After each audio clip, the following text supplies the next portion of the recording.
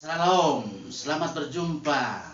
Pada kesempatan yang indah ini, saya akan menyampaikan kebenaran firman Tuhan, penyeragaman pemberitaan firman Tuhan pada kesempatan secara sinodal, diambil dalam kitab Perjanjian Baru, yakni dalam Injil Markus pasal 9, dibaca ayat 38 hingga ayat 50. Silakan persiapkan, kita beri tanda batas terlebih dahulu di Alkitab kita masing-masing. Mari kita berdoa. Terima kasih Tuhan, pada kesempatan yang indah ini kami bersama-sama boleh mengucap syukur. Kami berterima kasih karena Tuhan baik, bahkan sangat baik. Kami mau membaca, kami mau merenungi firman Tuhan dalam penyeragaman pemberitaan firman Tuhan secara sinodal dalam Injil Markus pasal 9 ayat 38 hingga ayat 50. Roh Kudus menerangi hati dan pikiran kami supaya firman Tuhan boleh kami baca, kami mengerti, kami boleh aplikasikan dalam hidup kami. Amin. Saudara, mari kita arahkan perhatian kita pada bagian firman Tuhan pada kesempatan yang indah ini. Bagian firman Tuhan yang saya akan baca dalam penyeragaman pemberitaan firman Tuhan, yakni dalam Injil Markus. Injil Markus pasal 9 ayat 38 hingga pada ayatnya yang ke-50. Baik, saya akan membaca firman Tuhan yang berkata begini. Seorang yang bukan murid Yesus mengusir setan. Kata Yohanes kepada Yesus, "Guru, kami lihat seorang yang bukan pengikut kita mengusir setan demi namamu. Lalu kami cegah orang itu karena ia bukan pengikut kita." Tetapi kata Yesus, "Jangan kamu cegah dia. Sebab tidak seorang pun yang telah mengadakan mujizat demi namaku dapat seketika itu juga mengumpat aku. Barang siapa tidak melawan kita, ia ada di pihak kita.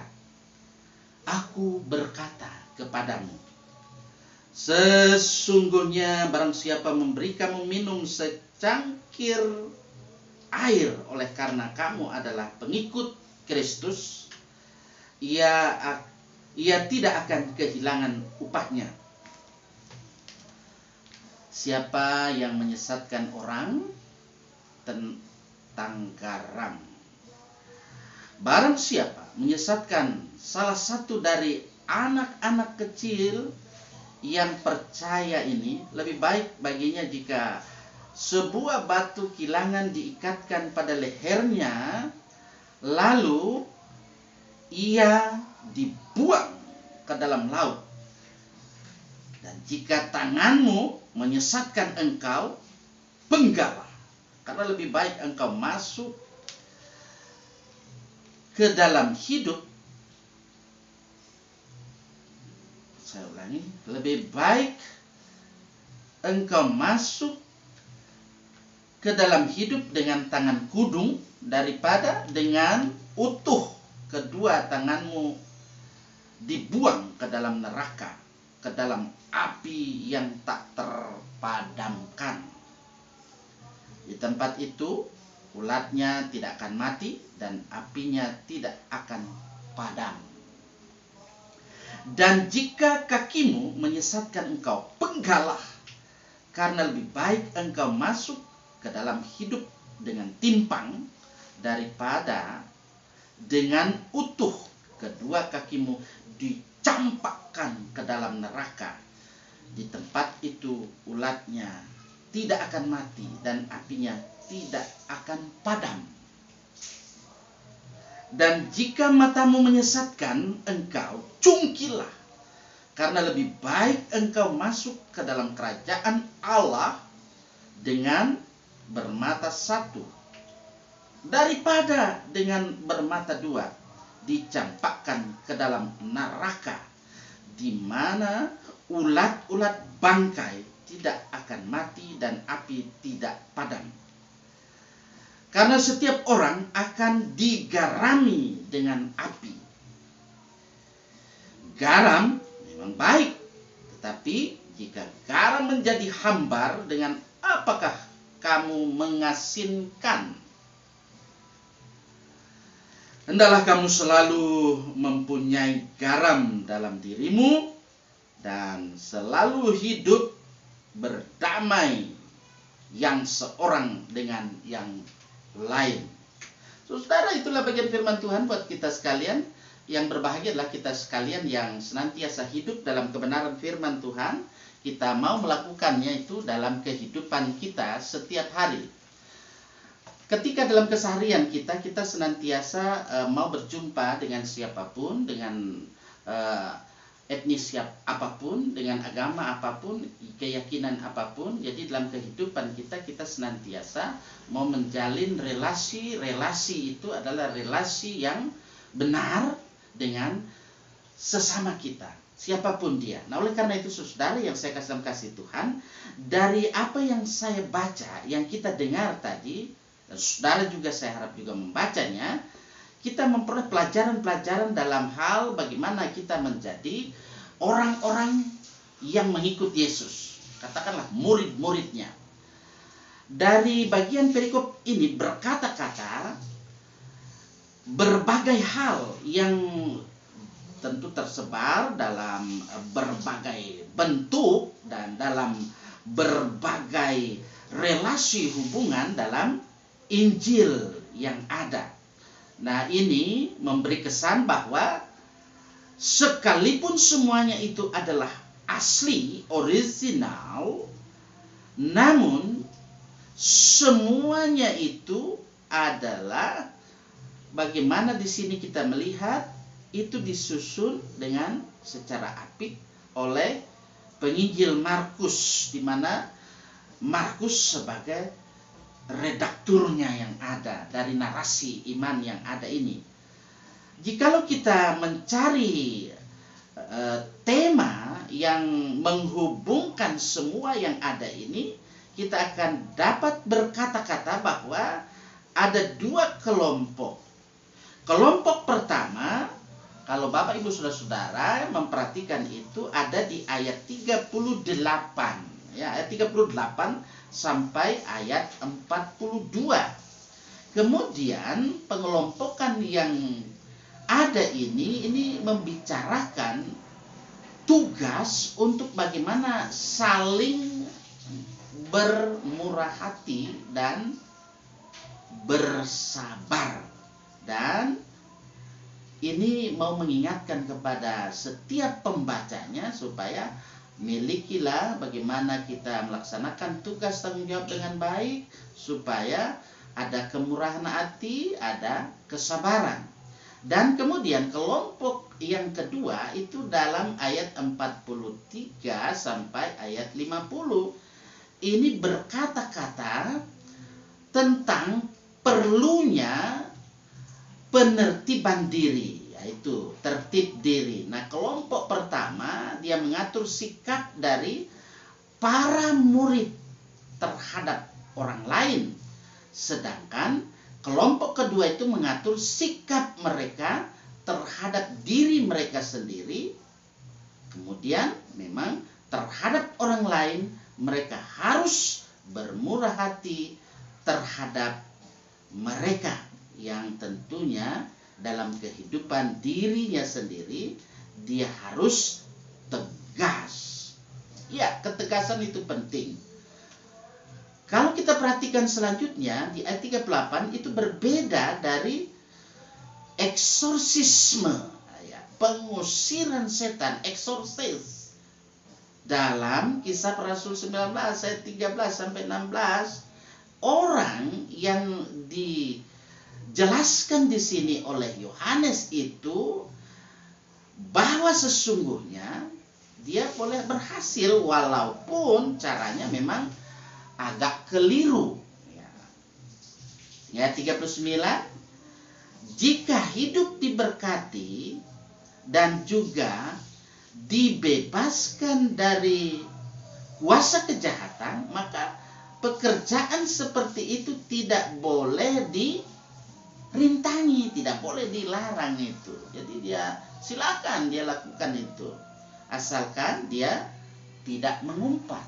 Nah, oleh karena itu pula maka tidak ada suatu peringatan yang begitu terus terang terhadap sikap intoleransi gerejawi seperti peringatan yang ada ini. Sehingga di ayat 40 kita perhatikan juga dalam Matius 12 ayat 30 ini harus dibandingkan dengan ayat yang ada ini. Kedua ucapan ini tentu saling menambah, bukan saling bertentangan. Sedang kalau kita perhatikan sebenarnya asas dari Markus pasal 9 ayat 40 ini itu harus mengatur sikap gereja terhadap mereka yang berada di luarnya.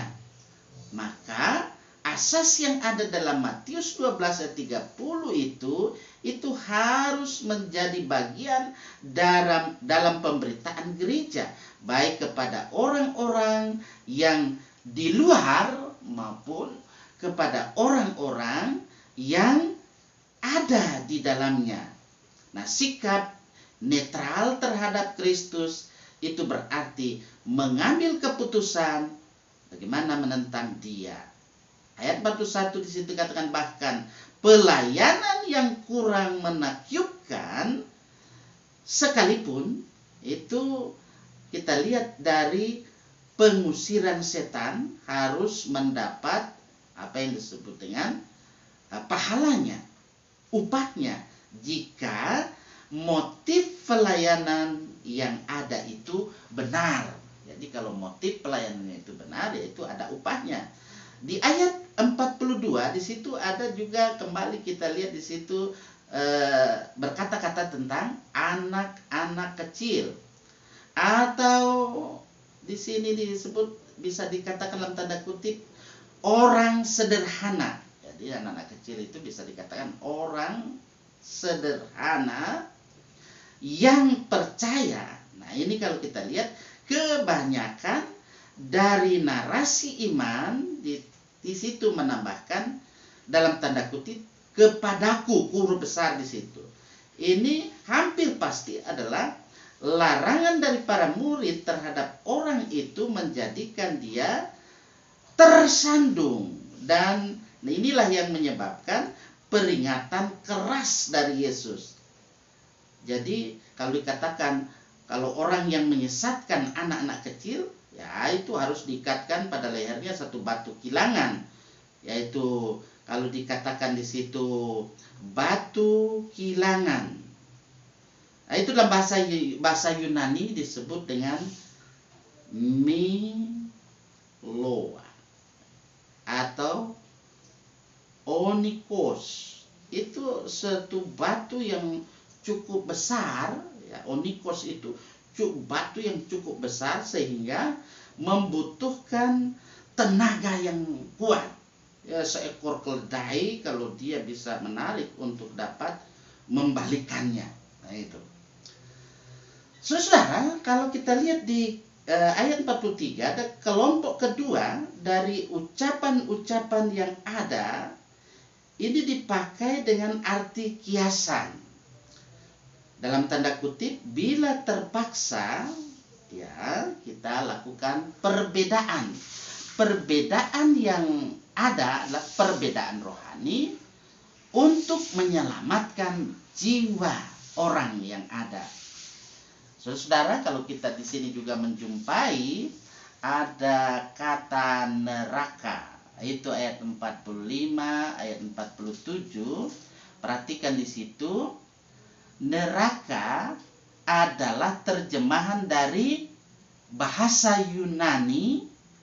Perhatikan di situ.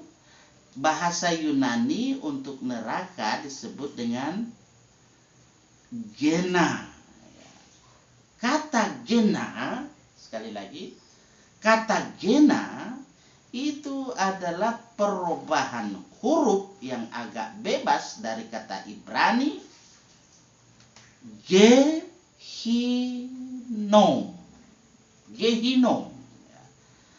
lembah Hinom.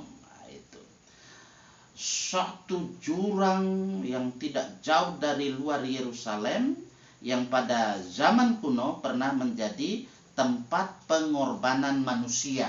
Itu kesaksian Yeremia pasal 7 ayat 31. Tapi yang kemudian ketika zaman pembangunan Yosia, kalau kita lihat dalam 2 Raja-Raja pasal 23 ayat 10, itu menjadi timbunan sampah kota. Jadi sampah itu sampai menggunung tentunya. Tempat itu menjadi kiasan yang wajar bagi tempat penghukuman yang akan datang.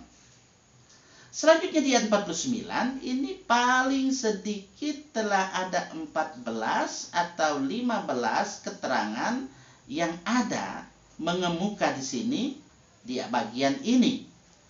Kita perhatikan bahwa hampir pasti ini memberi tantangan mengenai nilai penyucian dari penderitaan yang menghadapi penghambatan.